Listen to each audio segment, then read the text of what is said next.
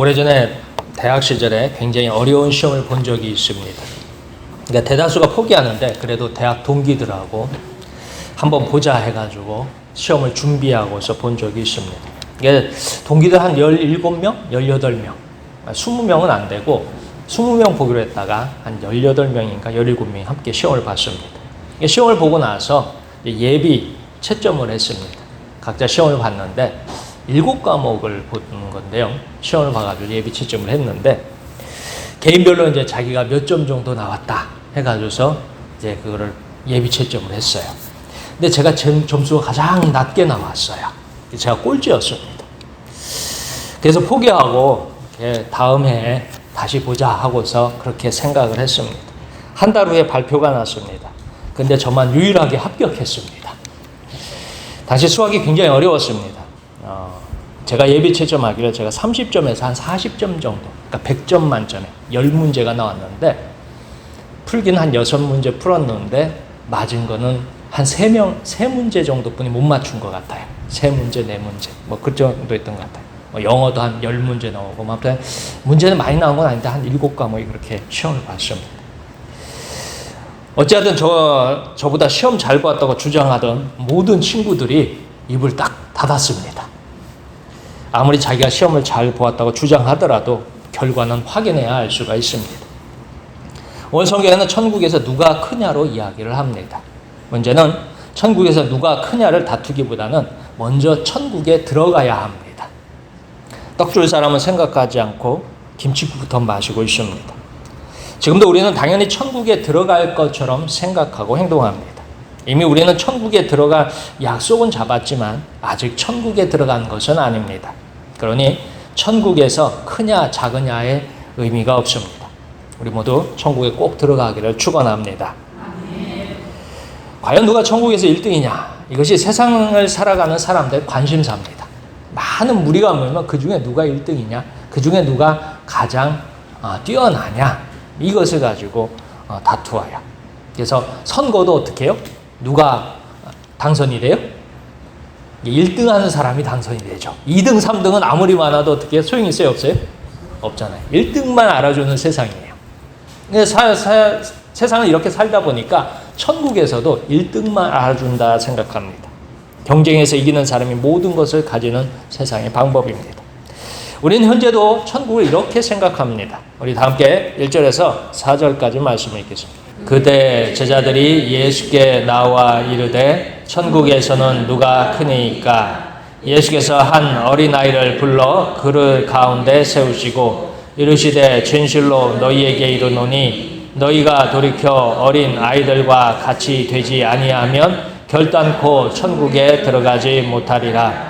그러므로 누구든지 이 어린 아이와 같이 자기를 낮추는 사람이 천국에서 큰 자니라. 아멘. 제자들이 예수님께 찾아와서 묻습니다. 천국에서 누가 큽니까? 라고 묻습니다. 천국에서 누가 1등입니까? 라는 질문입니다. 이렇게 묻는 이유가 있습니다.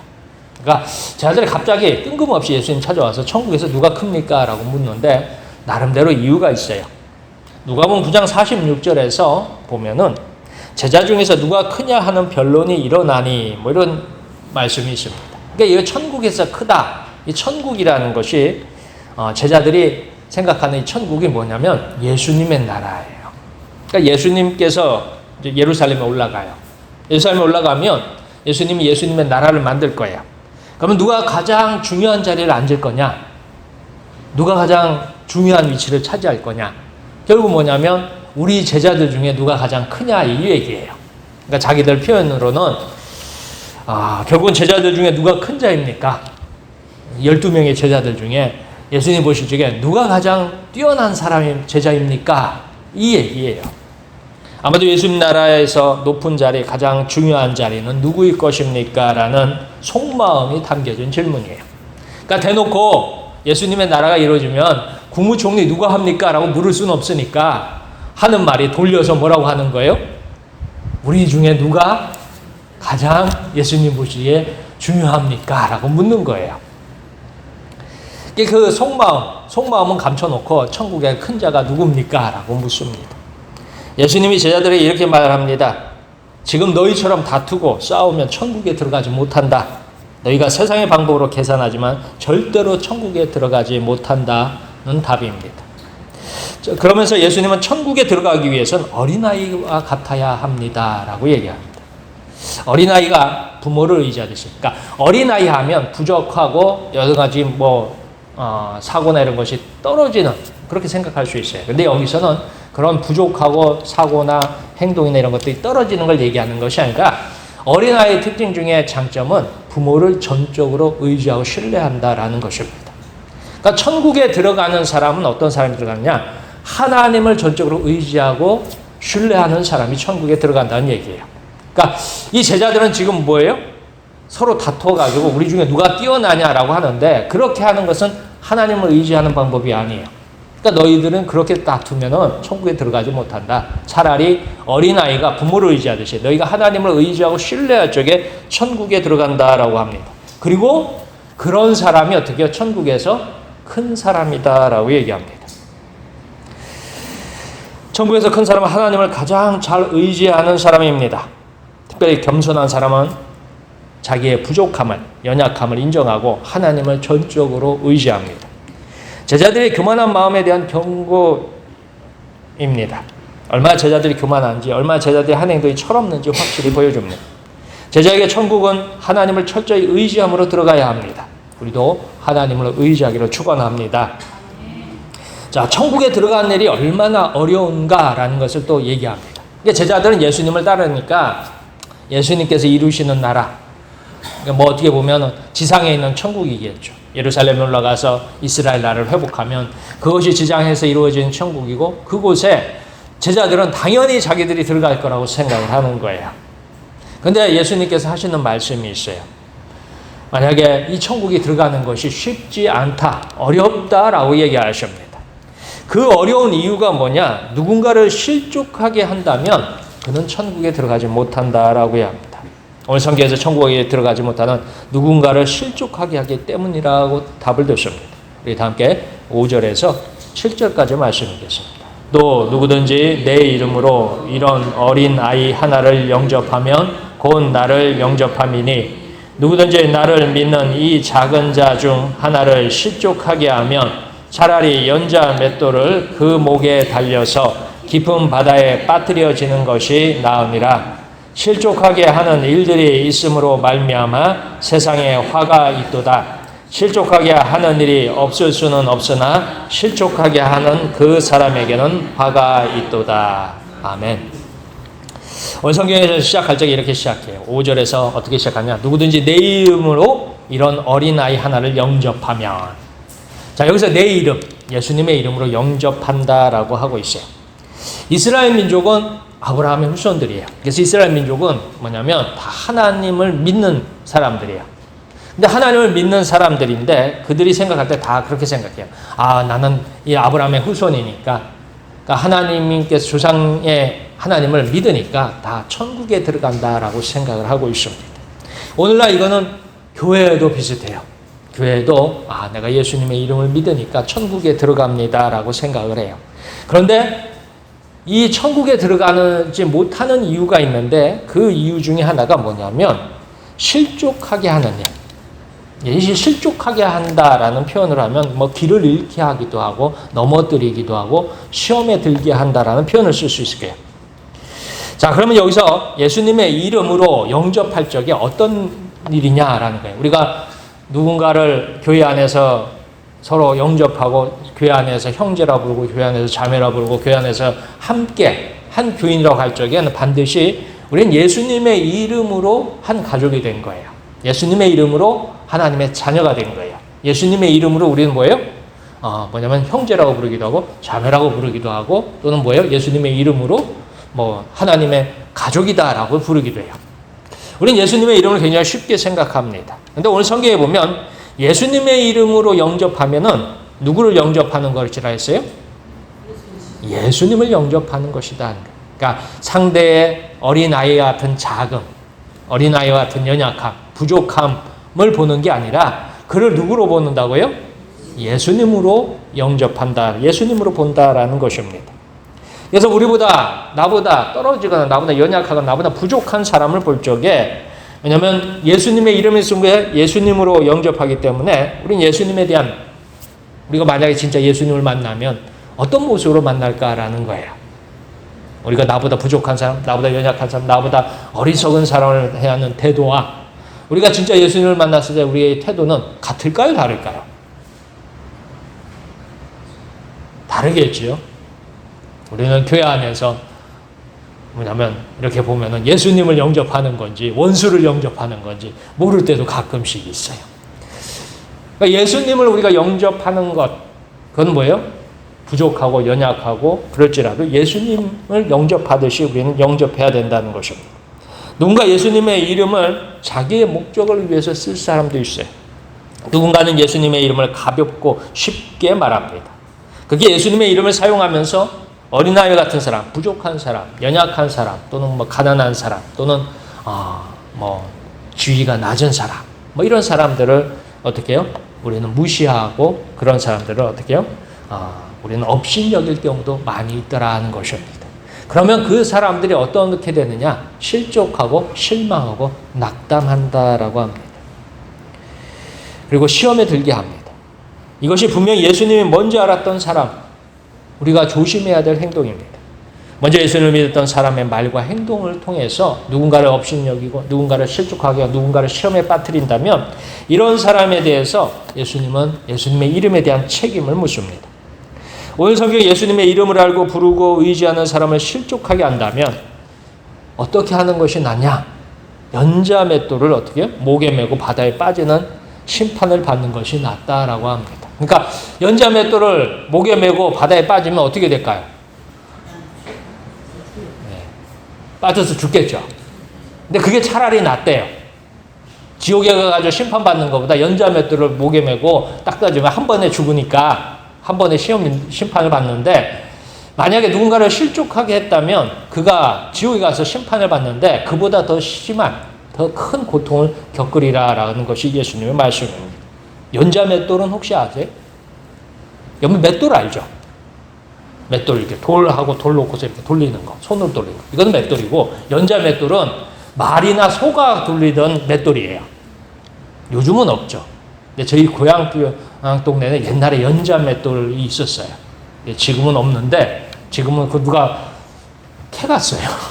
누가 실어 갔는데, 연자맷돌이 얼마나 크냐면 제 가슴만큼 둥그렇게 해가지고 옆으로 딱 세워가 놨는데, 그 크기가 제 가슴 정도 돼요. 두께는 글쎄요, 그게 아마 1톤 트럭에 못 실어가지고 5톤 트럭인가 10톤 트럭을 가져다가 기중기로 들어가지고 그걸 어디로 가져갔는지 모르겠어요. 아무튼 그거를 이렇게 모으는 사람들이 가져가더라고요. 근데 연자맷돌이 그렇게 커요. 그래서 그 맷돌을 뭘로 돌리냐? 소나 말로 돌려요. 성경에 보면 연자맷돌이 나오긴 나와요. 어디에 나오냐면 삼손이 블레셋에 가서 돌리던 맷돌이 있어요. 그게 연자맷돌이에요. 워낙 힘이 좋으니까 소들이 끄는 것, 말이 끄는 것을 갖다 삼손이 돌렸다고 성경에 나옵니다. 그 연자맷돌을 목에다 달고서 바닷물에 뛰어들면 천하 없는 누구라도 어떻게 해요? 다 빠져 죽겠죠. 근데 차라리 그런 심판을 받는 것이 어떻게 해요? 낫다라고 성경이 얘기합니다. 그러니까 우리 옆에 있는 분들을 나 때문에 시험 들지 않기를 축원합니다.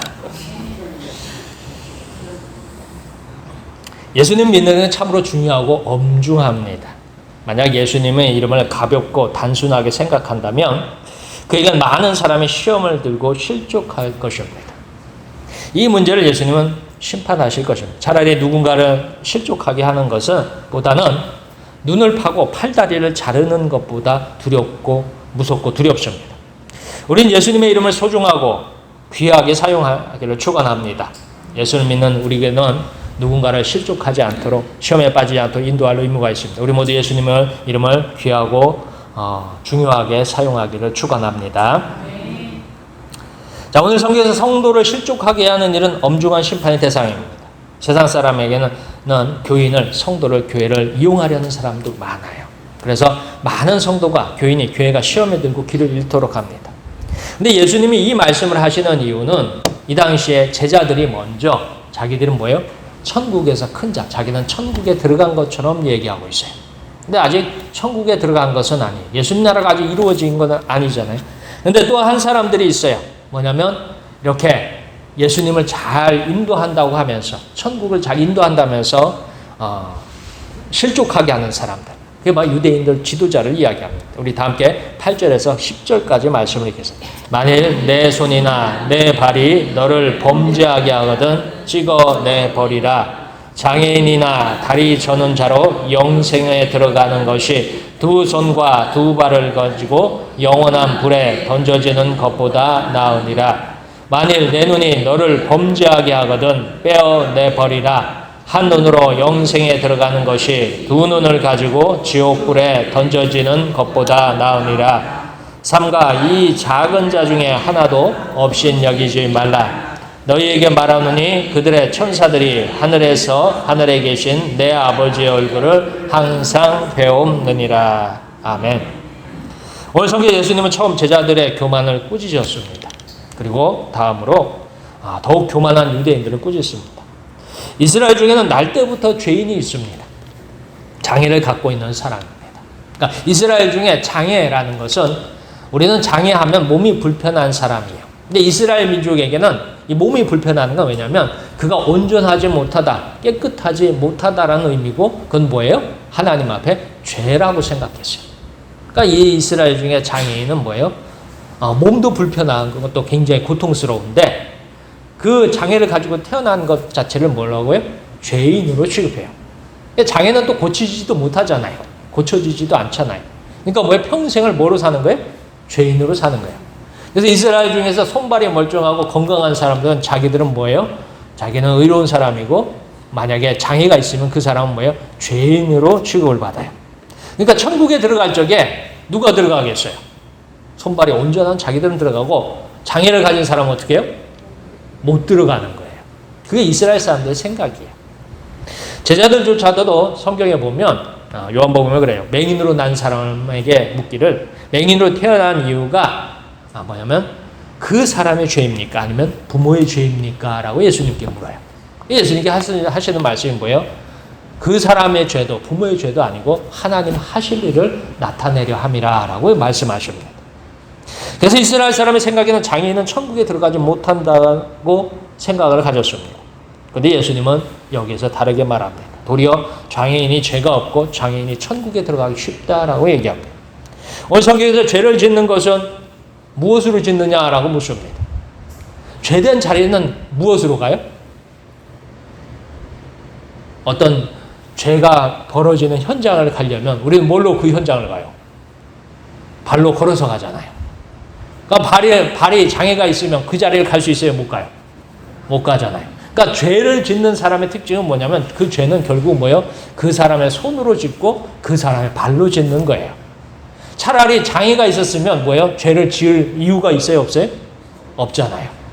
그래서 예수님 말씀이 그래요. 두 손을 가지고 죄를 지어서 지옥에 가는 것과 두 발을 가지고 죄를 짓고서 지옥에 가는 것보다는 차라리 한 손이 없고 한 발이 없어서 장애로 죄를 짓지 않는 것이 더 천국에 들어가 마땅하다라고 얘기합니다. 심지어 죄를 짓는 이유는 무엇 때문에 죄를 지어요? 우리가 뭘 했기 때문에? 눈으로 보거나 귀로 들었기 때문에 죄를 짓는 거예요.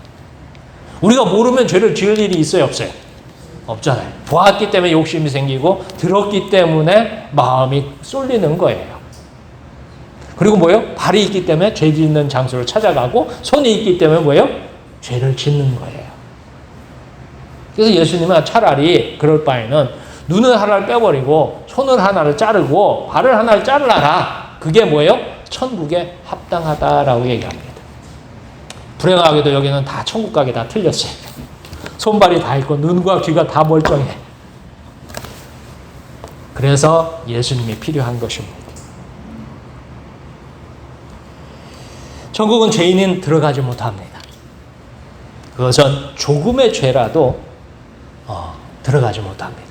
우리에게 있는 죄, 사실 우리가 얼마나 많은 사람을 지금까지 실족시켰는지 실망시켰는지 시험에 빠뜨렸는지 알아요? 몰라요? 우리는 몰라요. 누구는 알아요? 네. 내 주변을 떠난 사람은 알아요. 나는 몰라. 내가 누구를 실망시켰는지, 누구를 시험에 들게 했는지, 누구를 실족하게 했는지, 뭐 때문에 실족했는지, 뭐 때문에 시험에 들었는지 우리는 알지도 못합니다. 가만히 들어보면 굉장히 우리 교회나 이런 데 시험 드는 사람들 얘기를 들어보면 우리가 생각할 때는 아무것도 아닌 아주 사소한 건데 그 사람은 어떻게 해요? 그것 때문에 시험 들었다고 해요.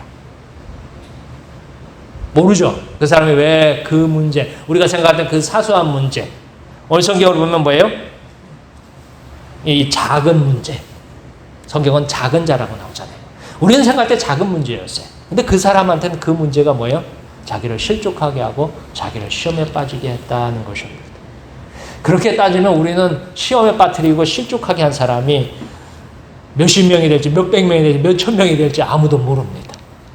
나중에 천국에 들어가려고 하는데 나 저 사람 때문에 시험 들어졌어요 하면서 줄을 쓸는지 어떻게 알아요? 그래서 천국 시험사에서 이제 탈락하면 너무 억울하겠죠. 그래서 우리에게 필요한 것이 예수님이다라는 것입니다.